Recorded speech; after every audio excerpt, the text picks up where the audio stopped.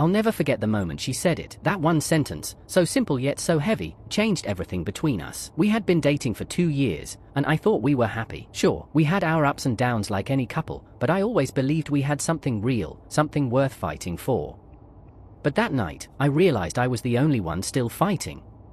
It started as a regular evening. We were at her apartment, lounging on the couch, scrolling through Netflix, arguing over what to watch. The kind of moment that's supposed to be comfortable, easy. But then her phone lit up. Again. And again. I wasn't the jealous type, but I wasn't blind either. I noticed how she would smile at her screen, quickly lock it, and act like nothing happened. I noticed how she started turning her phone face down whenever we were together. I tried to ignore it at first, but that night, something inside me snapped. "Who keeps texting you?" I asked, my voice calm but firm. She sighed dramatically, rolling her eyes as if I had asked her the most ridiculous question in the world. "Why do you care?" she shot back. "Because we're together," I said, keeping my tone steady. "And I feel like there's something you're not telling me." That's when she said it. She leaned back, crossed her arms, and with a smirk that sent a chill down my spine, she said, "There are plenty of men who want me."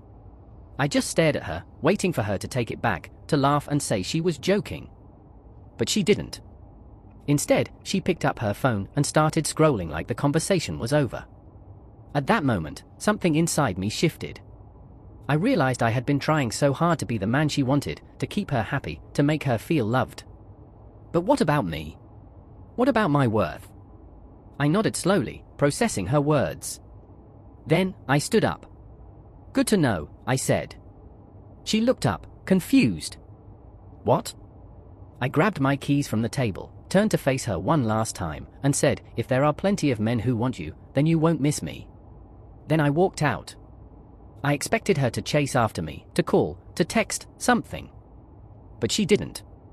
The first night, I barely slept. I kept checking my phone, waiting for a message that never came. Maybe she was waiting for me to be the first to break, to come crawling back like I always did after an argument. Not this time.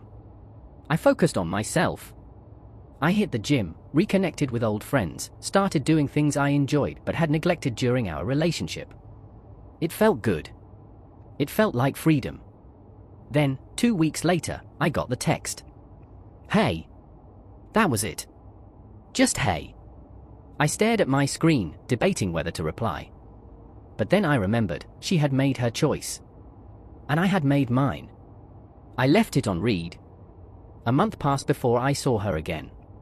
I was out with friends, laughing, enjoying myself, when she walked in. She looked different, tired, maybe even regretful. Her eyes met mine across the room, and for a moment, everything froze. It was like time rewound to the moment when everything fell apart. But now, there was a weight on her shoulders that I hadn't seen before, a kind of heaviness in her posture that made me realize how much had changed in such a short time. She spotted me, hesitated for a second, then made her way over. She was moving slowly, like she wasn't sure if she had the right to approach me. When she reached my table, I felt a flicker of something. Was it guilt? Hope? I couldn't tell. "Hey," she said softly, her voice almost shy, as if the confident woman I once knew had disappeared. I nodded in acknowledgement, but didn't say much. I wasn't angry. I wasn't hurt. I just didn't know what to say anymore. She had already said everything that needed to be said, the words, the excuses, the justification. I had given her the chance to make a choice, and now she was here, admitting she'd made the wrong one. I was wrong, she admitted, looking down at her drink, her fingers nervously tapping on the glass.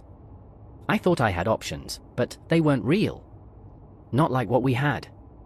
I let her words sink in, each syllable dragging me back to a time when I would have given anything to hear her say something like that. A time when I would have done whatever it took to fix what was broken. But now? Now, it didn't change a thing. The old me would have fallen for it. The old me would have taken her back, with open arms and a heart full of hope. But that version of me didn't exist anymore. "You're right," I finally said, my voice calm, almost detached. "They weren't real. But I was." She looked up at me, her eyes searching mine, maybe looking for some kind of forgiveness, some sign that I still cared. But I didn't owe her that anymore. She had made her choice when she said there were plenty of men who wanted her, and I wasn't going to be part of her backup plan. She reached for my hand, the same way she used to, with that familiar touch that once made me feel like I was the center of her world. But this time, I pulled away. Not out of anger, but because I had